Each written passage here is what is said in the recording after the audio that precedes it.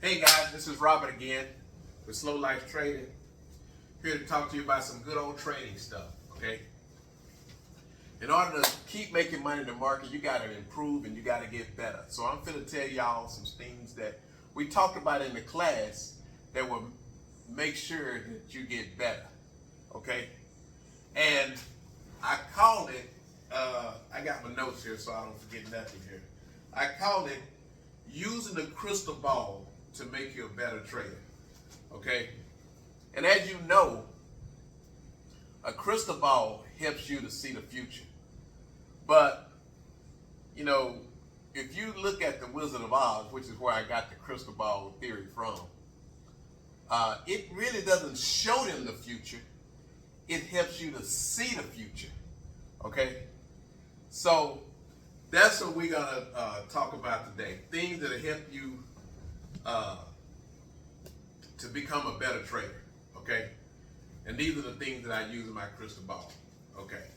So we're gonna go down the list. We're gonna talk about it. Get my glasses on here. Hopefully this video won't be too long, but what I hope more than that is that you actually learn something from this video, okay? Okay, now this is quite a few little things here, but they're not in any particular order. And I'm not gonna really demonstrate them and talk about them a whole lot, but what I'm just gonna do is give you what they are, and then I'm gonna let you go do the homework on to get them, okay? And I'm telling you, when you learn how to use these things properly, it will improve your winning percentage. And you know, with slow life trading, the winning percentage is high anyway, okay? We only trade when we feel like the probability of winning is in our favor. That's the first thing. So here we go. I'm just gonna name them. I'm not gonna cover them, I'm not gonna go through them. In order for you to do that, you probably have to be in the class. But because it takes a lot of time to go through it. So what I'm just gonna do is cover it. If you're in the class, you already know it. You can go back over the video. If you're not in the class, you just want to get this on your own. These are some of the things that you can study where different people will talk about them on YouTube, or you can read up on it or whatever, and it just helps make you better. Okay? Anyway, here we go. The first thing is delta. You need to learn out what delta is, okay? Another thing is when you're reading charts, learn how to read a double top, okay? And a double bottom. And then a triple top and a triple bottom. Okay, those things are big. When I'm trading, I usually trade the S&P 500, okay? Again, I'm naming these things out. I'm not numbering them. I'm not going in any particular order. I'm just telling you some things to be checking out and learn more about. But when I'm trading, I trade, and I'm doing my day trading, which is 0 DTE, the S&P 500, the SPX. That's pretty much all I'm day trading. It's just that, okay?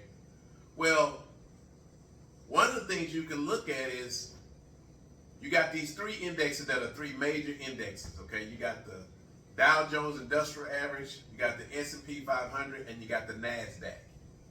Well, what I try to do is, when I'm trading the S&P 500, I want to see what the Dow Jones is doing and what the NASDAQ is doing and compare them to each other and the one that I'm trading, the S&P 500. So keep your eye on the Dow and the NASDAQ. That's some good stuff to do. Always be aware of the news of the day, the news of the week. What is the market waiting on? Is it earnings season? Is it not earnings season? Is the Fed speaking? Is the Fed not speaking? Is the president going to talk during the day? Is the any particular Fed person going to talk during the day? What kind of economic news is coming out during the day? Was the jobs report good? Was the job report bad?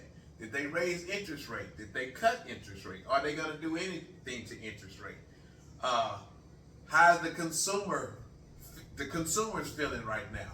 All of that makes a big difference, okay? That's the news, okay? When we're trading the S&P 500, check the top 5 to 7 stocks in the market. See how they're doing, because that usually can direct which way the S&P 500 is moving. Learn how to draw trend lines. Trend lines for the same day, trend lines for the same week, same couple of days, just trend lines, period. That's pretty good. Here's another situation. Know your reason for getting in, okay? What do you anticipate the market doing? And if it don't do it, give yourself enough room to be wrong on the direction and still win, okay? This is all good stuff. Okay, here's one.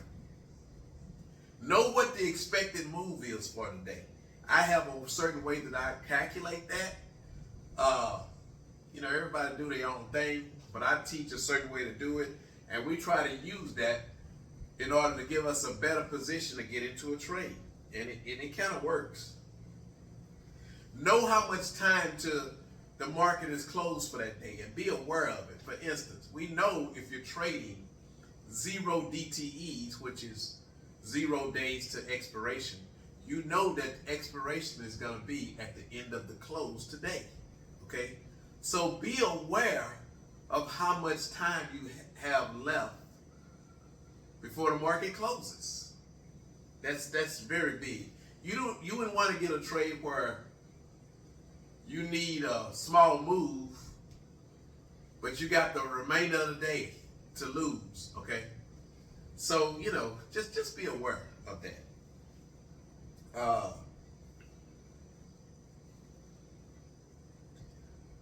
To me, what I've learned in all of my trading, and this is not every day, as we know, no matter how you trade this market, there's nothing that always happens. You can't say if A, B, and C happen, you can guarantee that D is going to happen. There's nothing in the market that's guaranteed except for one thing. And that is every day that goes by, a day goes by. So what I'm saying is that every day you know that there's going to be an expiration. So with the 0 DTEs, what we try to do is use that we do know. And the one thing that we do know is expiration is coming at the end of the day. So we try to use that. But what I started out to talk about in this particular thing is that it usually takes about 7 to 10 times that I've noticed, this is my experience, and everybody has their own experience, on average, before the market turns around, okay? Don't happen all the time. Sometimes it turns around right away. But on average, 7 to 10 times. One thing I try to tell people when you're trading, give yourself enough room to win even if you're wrong on the direction. That's something that I had to really learn and get comfortable doing. But it works.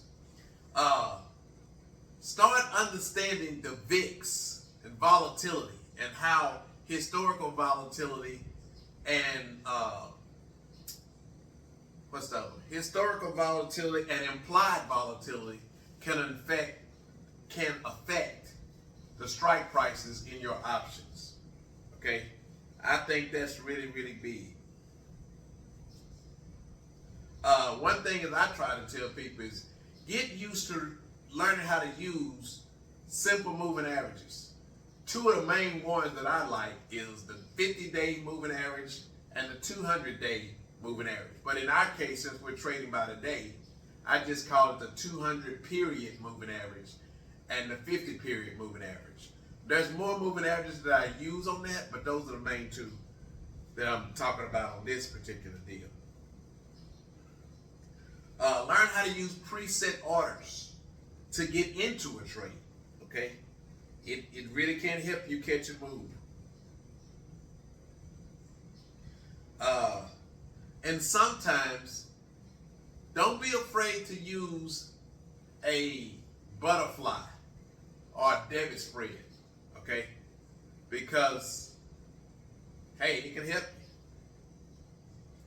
Here's another one. When you get good at using these SMAs, which stands for Simple Moving Averages, learn how to use the crossovers to your advantage.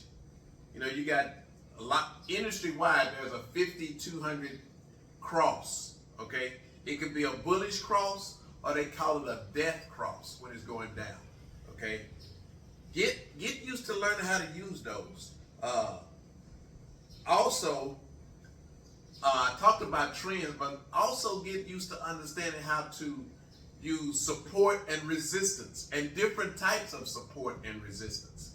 Those are really, really good things to learn how to use.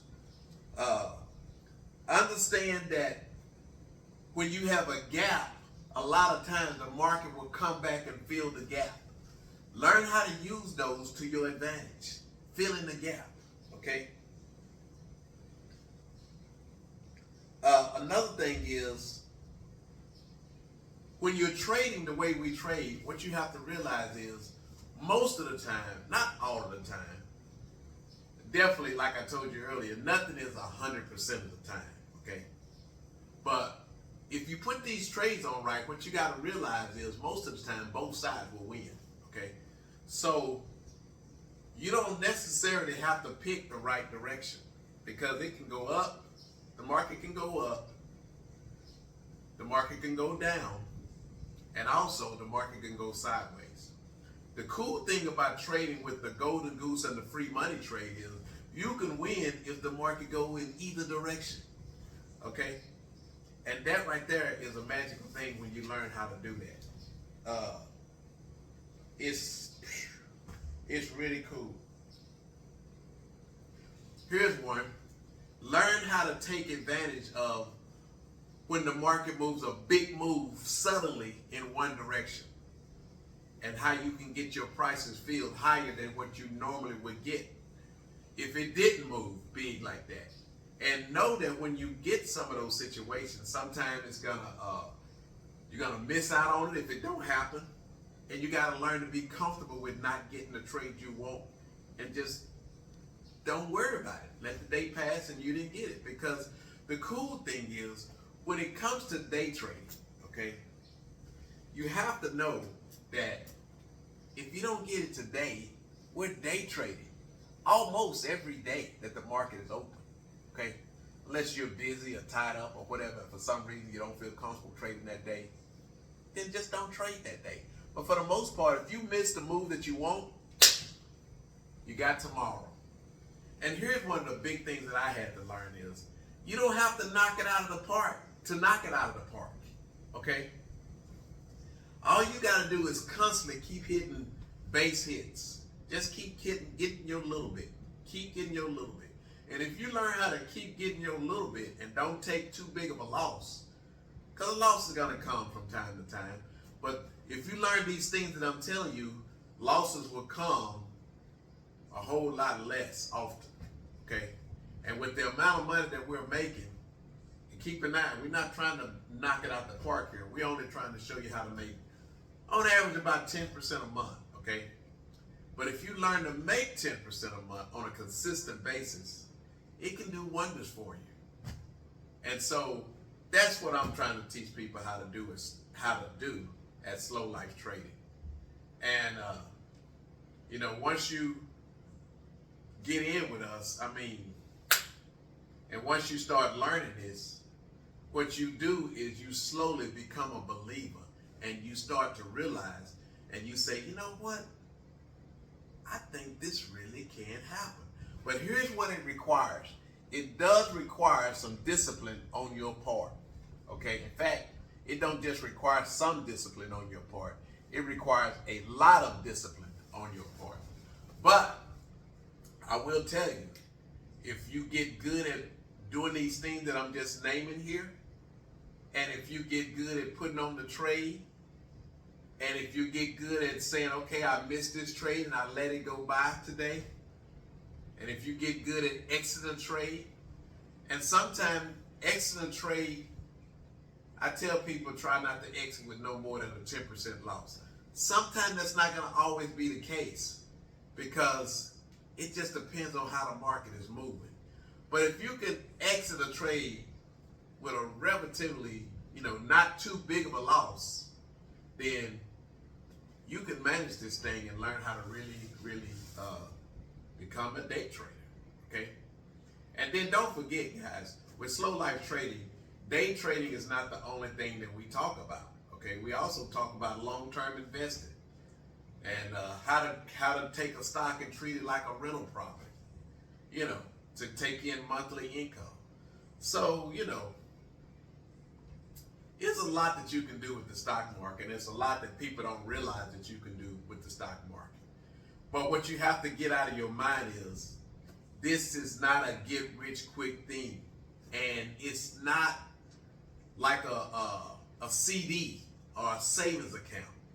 There is nothing about it that is guaranteed. You have to be the one that's managing it. And what you actually become is a money manager for your own money. Okay? So anyway, guys, I just wanted to give you guys this. It's been a while since I talked about trading and things that are going on in trading. Life has been busy here over the summer for me, and it's starting to slow down. I'm settling in, and it's getting pretty good. It's really good. I'm enjoying it. So I think I'm starting to slow down here in Merritt. I'm not moving around as fast as I used to and wanting to go see everything. Been here 3 years now, and I've seen a lot and done a lot. So anyway, guys, hope you enjoyed this video. If you did, hit the thumbs up button. And if you're not subscribed, please subscribe. And until the next time, guys, peace out, and I'll see you on the other side. Thanks again. Talk to you later.